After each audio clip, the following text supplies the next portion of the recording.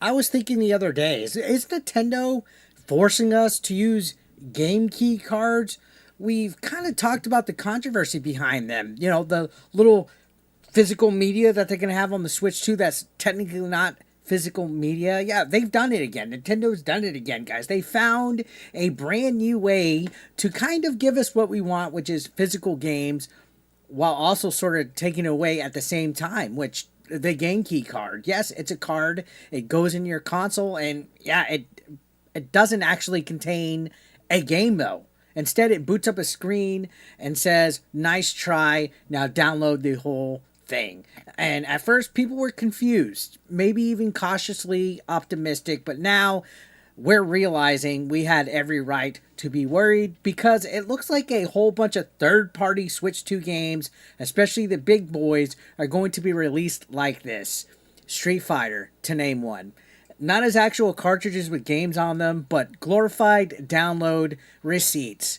Why? Why is this happening? You might ask yourself. Well, the easy explanation is money, right? Manufacturing cartridges, especially big ones that can hold today's giant games, is expensive, always has been, probably always will be, and game sizes aren't exactly trending downward. Meanwhile, the price of making these little cards doesn't seem to be shrinking fast enough to keep up.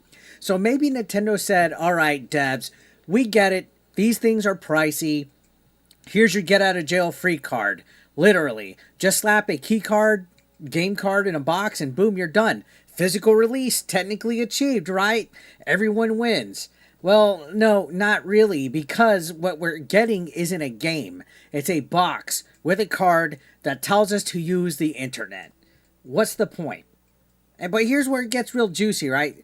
There's whole rumors and talks and speculation. We even made videos about this whole situation. Might not be the developer's choice at all, to be completely honest. It might be Nintendo forcing their hand, because apparently, we talked about this a while back, Arc System Works kind of leaked this out.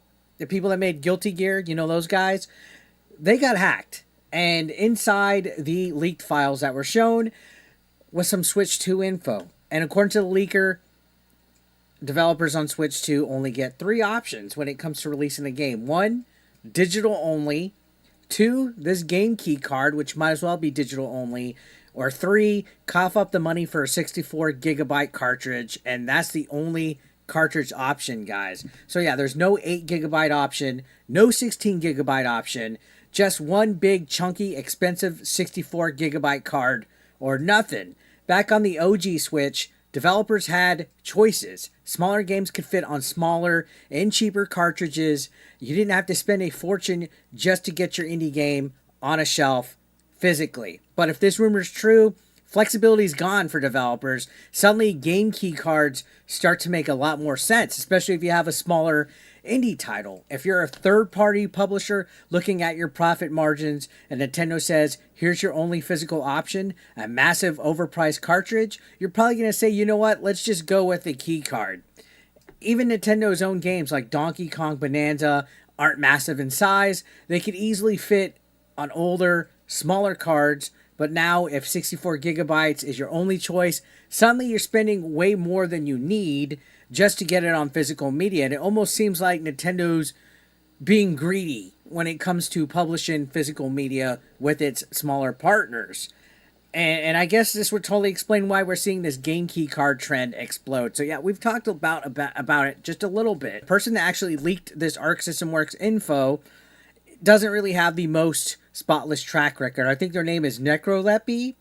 And yeah, they've gotten things wrong before. Some folks think he's just filling in the blanks, taking a little bit of data from the hack and spinning it into something bigger than it is. And look, I know the idea that Nintendo would only allow 64 gigabyte cards does sound kind of dumb.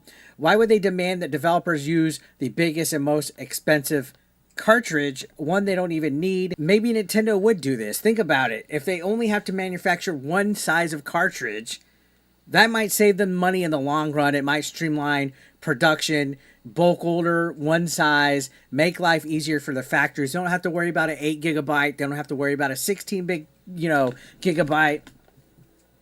Except, here's the kicker when it comes to all this, guys. Nintendo doesn't eat the cost of the game key cards or the physical media or anything like that. The developers do. So why would Nintendo care about keeping things simple? They're not the ones footing the bill.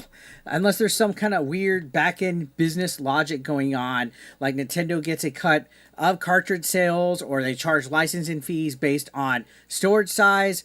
Who knows? It's Nintendo. They operate in a secret bunker that's probably made out of Wii U's in the Sahara Desert somewhere, right? So this is a whole weird, gray, frustrating situation because a lot of these games coming out launch that are in game key cards, I feel shouldn't be on game key cards. But again, they're much smaller than 64 gigabytes. People want to save money in this economy. Sure, some of us will complain about this. Some of us will refuse to buy physical. For me, if it's not actually physical, I'm not buying the game key card. So Street Fighter and all those games, I'm not buying it. I'm going to buy the ones that actually have the game on the cart, like Donkey Kong, Mario Kart, you know it. But most people, let's be real, they'll buy the box, pop in the key card, download the game without ever knowing or caring that nothing was on the cartridge, because we're in this brand new digital age of not owning your games, right? And it's modern gaming. To me, it's just a little frustrating. I feel that indie devs or third parties can exploit the situation by being lazy and not putting their games on cartridges, but I also feel Nintendo can exploit the situation as well. And I feel it's just a mess. It's a slippery slope. I would rather just download the game and not have a game key card at all because it's the same thing, right? So, I don't know. First, it was always online DRM, right? Then it's day one patches. Now it's physical games that just aren't physical. And I don't like the road that we're going. So if you're one of those folks that's still out there saying, I won't stand for this, good on you. Genuinely, I'm in that boat. I would rather have all digital than this game key nonsense, right? More people should adopt if it's not really a physical thing, I don't want it. And I think if we keep buying game key cards, it's going to encourage Nintendo to do this more and more. And it feels like the rest of the industry is perfectly happy to hand us empty boxes as well. And honestly, that might be the real takeaway here. They didn't take away physical games overnight. They're just turning them into basically empty boxes and plastic souvenirs and paperweights, one key card at a time. Anyways, guys, let me know your thoughts. Do you think Nintendo is forcing indie devs and third parties to go this game key route by having the prices of their actual cartridges, the 64 gigabyte cartridges, overpriced? Let me know your thoughts in the comment section. Subscribe if you haven't. I'll see you on the next one, guys. Thank you for watching as always. Peace out.